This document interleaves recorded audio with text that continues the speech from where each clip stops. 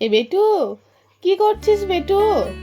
এই তো আজ রাধারানীর জন্মদিন, তাই ফুল সাজাচ্ছি।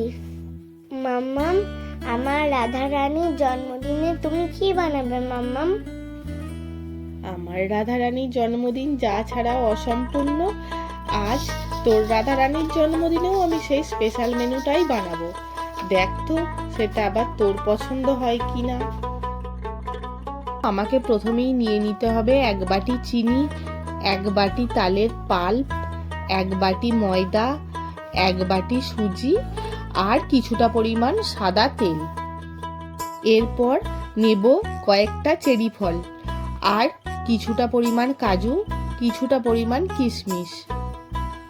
আর নিয়ে নিতে হবে 1 বাটি দুধ আর কয়েকটা টুকরো মোরব্বা। এবারে একটা বড় পাত্রের মধ্যে তালের পাল্পটা প্রথমেই ঢেলে দিতে হবে। এবার দিয়ে দিতে হবে ওই 1 বাটি চিনিটা আর সাথে দিতে হবে 3 চামচ মতো সাদা তেল। এবার সমস্ত জিনিসগুলো দেওয়ার পর খুব ভালোভাবে মিশিয়ে নিতে হবে। এবার ওই মিশ্রণটার মধ্যে দিয়ে দিতে হবে 1 বাটি ময়দা, 1 বাটি সুজি আর দিতে হবে 1 টিস্পুন বেকিং পাউডার আর হাফ টিস্পুন বেকিং সোডা। এগুলো সমস্ত কিছু দেওয়ার পর আবারও ভালো করে মেখে নিতে হবে। তারপর এর মধ্যে আস্তে আস্তে দিয়ে দিতে হবে ওই 1 বাটি দুধটা। প্রথমেই পুরো দুধটা একবারে দিইনি, প্রয়োজন মতন আবারও খানিকটা দুধ দিয়ে ভালো করে ব্যাটারটা ফেটিয়ে নিতে হবে।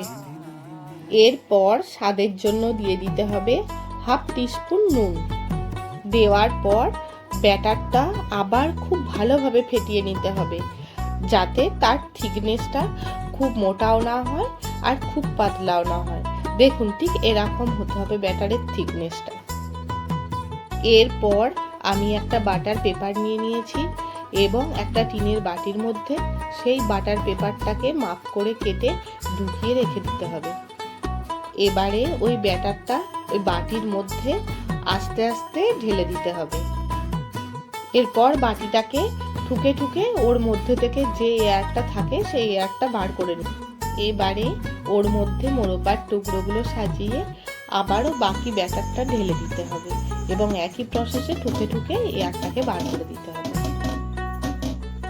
আমি আগে থেকেই একটা কড়াইকে প্রি হিট করে রেখে দিয়েছিলাম। এবারে ওই ব্যাটারের বাটিটাকে আস্তে আস্তে কড়াইয়ের মধ্যে বসিয়ে দিতে হবে এবং ঢাকনাটা খুব ভালোভাবে আটকে দিতে হবে এবং ওর মধ্যে যে ফুটোটা থাকে সেটাকেও একটু হালকা 20 মিনিট পর ঢাকনাটা খুলে দেখে নিতে হবে। এবার সুন্দর করে ডেকোরেশনের কাজ, সুন্দর করে যে ড্রাই ফ্রুটসগুলো আছে সেগুলো ওপর দিয়ে সাজিয়ে দিতে হবে। দেখুন এখানে কি সুন্দর ছোট্ট ছোট্ট হাত দিয়ে ডেকোরেশন করেছে, দেখতে কি ভালো লাগছে তাই না? আবার ঢাকনাটা দিয়ে 20 মিনিটের জন্য আমাদের অপেক্ষা করতে হবে। এবারে 20 মিনিট পর ঢাকনা খুলে দেখবেন বেটুর রাধারানীর কেক একদম পারফেক্ট তৈরি হয়ে গেছে। এবার বেটু সুন্দরভাবে অর্পণ করে দিল তার রাধারানীকে কেক এবং বাতি।